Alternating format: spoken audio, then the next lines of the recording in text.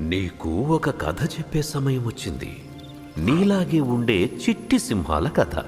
సింహాల కథ అంటున్నావు అంటే మమ్మల్ని వదిలేసావా? మా గురించి గొప్పగా చెప్పడానికి ఏం లేదా, మా కథలో చెప్పు బాబు.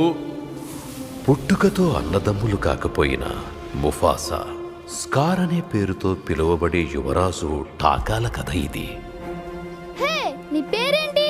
ముఫాసా. నేనొచ్చేంత వరకు ఆగమన్నానా? వాణ్ణి ఇక్కడెలా వదిలేమంటావమ్మా? నియమాలు ఎవరికైనా ఒకటే టాక. మహారాజు ఒక అనామకుణ్ణి ఆదరించరు. నేను అనామకుణ్ణి కాను, దారి తప్పాను అంతే.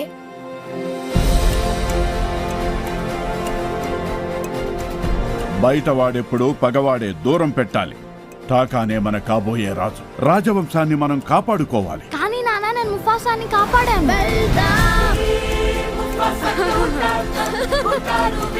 నీకొక రహస్యం చెప్పిన ముఫాసా, నేను కోరుకున్న సోదరుణ్ణే.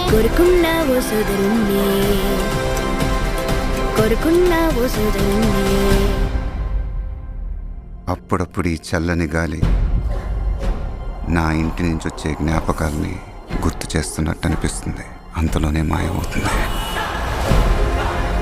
నువ్వు టాకా కలుసున్న చోటే ఇల్లవుతుంది. ఇద్దరూ వెళ్ళండి. జీవన చక్రంలో మీ స్థానాన్ని తెలుసుకోండి. ఆ చక్రం ఇప్పుడు ముక్కలయ్యింది. ఇక ఈ అడవికి ఒకడే రాజు, అది నేనే. ముఫాసా, పారిపో!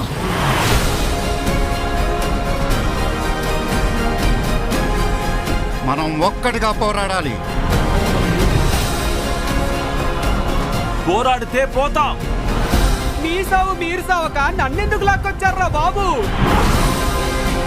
నేనుండగా నీకేం కాదు టాకా, భయపడకు. ముఫాసా! తెచ్చావురా దేవుడా! బతికిపోయాం. మనల్ని కాపాడింది నేనే.